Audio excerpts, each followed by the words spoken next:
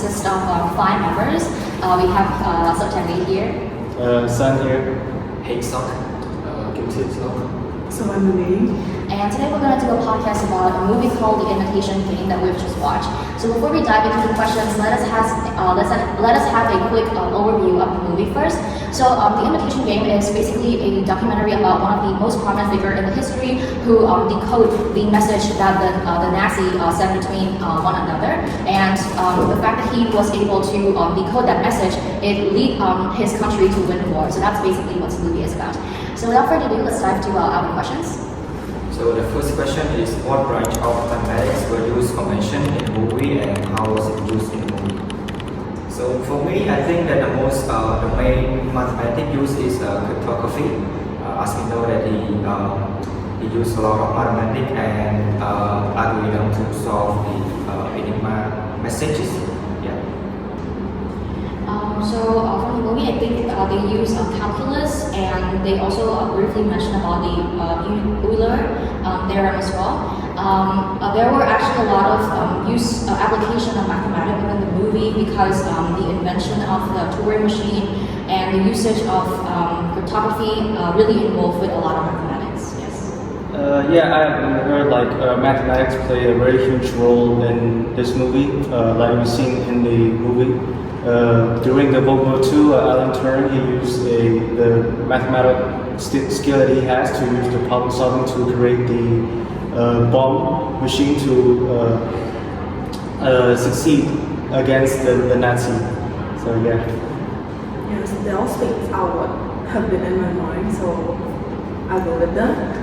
And especially, I think math play a really significant role in the movie because, we have data structures for solving. I still think that mathematics in the CS curriculum that study doesn't have any value to computer science, and why? To begin with, I never think that it is useless. I think that it's interrelated to each other. For example, in math, when you solve a problem, you usually solve it left to right and up to bottom. So when writing code is basically the same thing. So I think that it's pretty simple. So for me, I always think that mathematics play a huge role in computer science. Like for example, algorithm, machine learning, and AI, it's used a lot of mathematics in there. And although the usage of mathematics in computer science fields in general is very limited, but it still plays such an important role in this field. Yes, just like she said, mathematics play a huge role in computer science. It helps to do the problem solving and related to the graphic design or the algorithm, and it also make it more easier for programmers to understand. So I think that mathematics is a must-have in the CS curriculum. As we study, about calculus, it's about function, it's about input and output. So those is the foundation that we use in coding as well. Yes, even more like math. Math is all about logic, and if you get good at math, you basically train your mind to think in a logical way to solve a problem. And this is basically the same thing when you're coding. If you want to make something, you also have to use logic. And in mathematics, when you solve a problem, it usually goes from left to right and top to bottom. And when coding, in programming, for most compilers, they also do it that way. So I think that math it definitely helped a lot in computer science. So the next question is the type of games that give them leverage and how we get skills have that in their mission. Like I mentioned earlier, chess and crossword puzzle, those two, it requires a lot of pattern recognitions and combinations. So I think that is what gave them, the advantage. Yeah. So based on what you guys talk about, I truly agree with it. You might think chess or puzzle is a normal kids game, but it's not. So basically, these games really help Alan Turing to crack the code. Basically, it's not just problem solving, but using a strategy method to win the code against the Nazi, and it also helps you think more logically. So what game skills do you think that can help you better in computer science? For me, I don't really. I mostly only play mobile games and could probably already guess Mobile Legend. But this is not really a skill, but more of a gaming strategy or concept. And we know that in the game, if you want to easily kill your opponent, you have to find my equipment first. And if I apply this logic to computer science, if I want to guess excel, I guess have a good understanding, then I need to spend a lot of time studying and getting really good at the foundation. Basically having a strong and solid foundation. We can also play like mobile game, Mobile Legends, PUBG. Yeah, I think for that game is like just like him. We have to like have fun strategies to Yes, win. right. And especially it takes time. It takes time to like obtain the items, also like the fun skills. And when you use it in computer science, most like we have to like it takes time to do that, and we have to like have a lot of strategies to achieve what we want. So, what is the relationship or connection of the history of cryptography and the modern AI or math? So for me, I think the relationship would be like we see that Alan Turing he used cryptography to like crack the codes and stuff, and later on he realized that by using a human to crack the code would take a very long time. So he came up with an idea of creating a digital computer to crack that code in a very like fast period of time. Like it would give you the answer in a very like fast rate, and also could think of like what to that you can predict what's going to happen. So this like the computer thing that he tried to create is kind of connected to machine learning and AI. Human brains can compute large sums very quickly. Even Hugh can do that, but I want Christopher to be smarter, to make a calculation and then to determine what to do next, like a person does. Think of it. An electrical brain, a digital computer. Basically, I think those fields it's relying on the concepts like probability, linear and computational flexibility. So it's kind of related to each other. So, how is Turing machine became the foundation of modern computers based on what we understand from the movies? So, both cryptography and modern AI have the foundation of mathematics. So, of course, it has the relationship and connection to each other. So, And Turing he introduced the imitation game during the interrogation by the police officer when he asked when he was given a subject and he expressed his opinion, but the interrogator was unable to distinguish between machine or human. And I guess this is what gave inspiration to modern researchers to try and improve machine learning or AI. What's it called? The imitation game. Right, that's what it's about.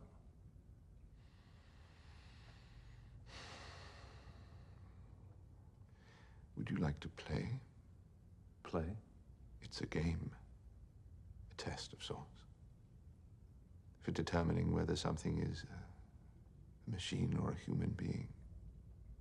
So I think Turing machine become the foundation for modern computer in a way that when Alan Turing was creating the Turing machine, he has an idea in mind that he wanted to create a digital computer that can process information really fast and predict the results well. And that being said, these like features that Alan Turing has in mind, it's basically what the modern creator of modern computer is trying to do. So in the movie, we know that he created the Turing machine based on Arduino pattern recognition. We see the switches, the letters and wires. So this is the foundation of the modern computers that we use today, like Arduino. So how did the Turing machine become the foundation of other aspects in computer science, such as programming, cryptography, AI, cybersecurity, or blockchain? Nowadays, like for example, like in modern technology, like there's two types of social media where people share their information or share the things that they like, and the second one is cybersecurity. So these two, for example, like social media, is a place like I said before, like people they share their information, but sometimes it could be like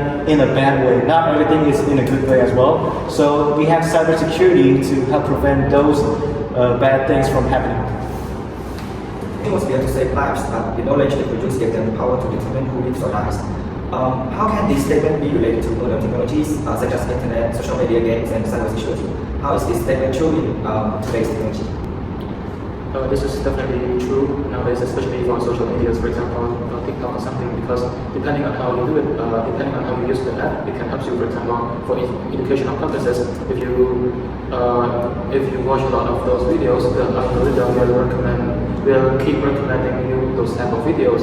However, if you like use it to maybe for other reasons, I don't know, it will definitely like break you. It will like give you brain rot. Yeah. So So I think this statement relates to modern day in a way that, for example, social media. Social media is a double-edged sword. Like it could be good in a way that you can learn a lot of things, like what's happening in the world from social media. But then at the same time, it has its downside, like because it uses algorithm and stuff. So it will only mostly show you the things that you frequently visit or decide you frequently visit. And with that being said, it kind of slowly turn you into a biased thinker who only make a decision based on the information that the algorithm provides to you, and you make a decision without seeing the holistic view of what's happening. So, yeah. Also, when we talk about games, when we play games, it's more like when we equip every items, like we create one. It's the example is like we create one machine and we have like fully power on it, and then we have to decide who will like live or who will die. That is what. Yeah, I agree with you. I want to add one about game. So before they use hacking system to debug in the game, debug the code in the game. So but somehow some people still using hack to go against this standard.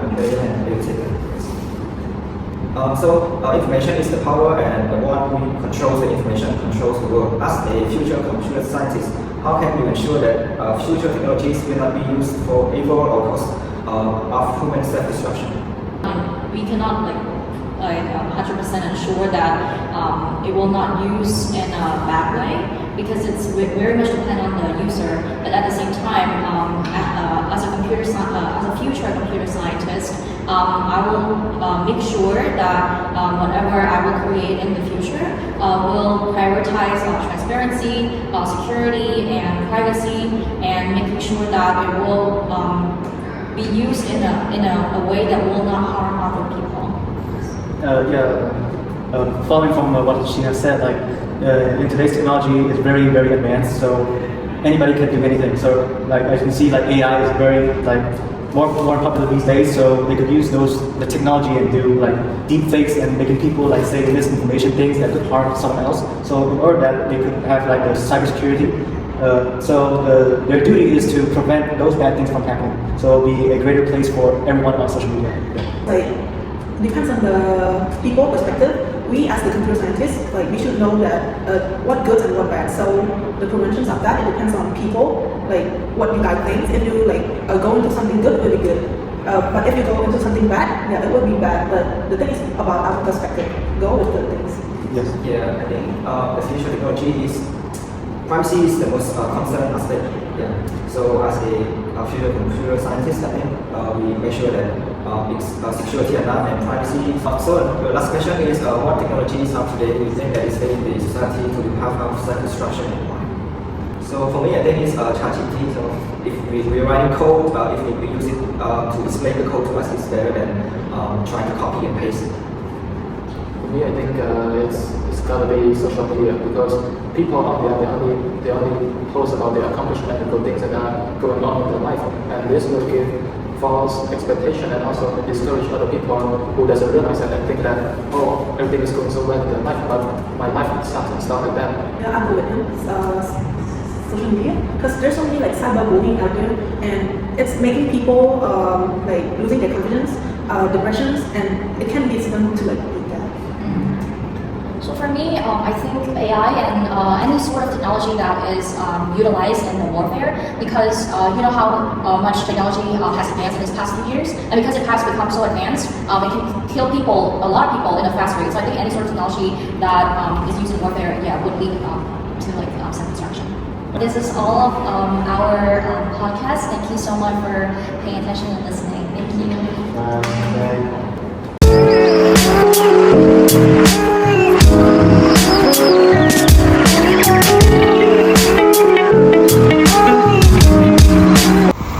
Are you hungry? Yeah, we should. What do you want to eat? Like sandwich? No, I think I want to go with sandwich. Okay.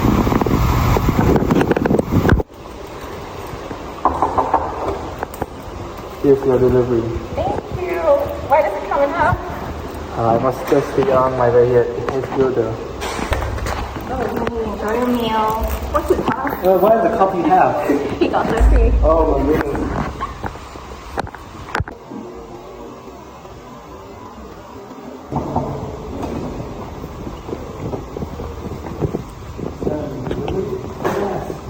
Oh, thanks. Yeah, goodbye.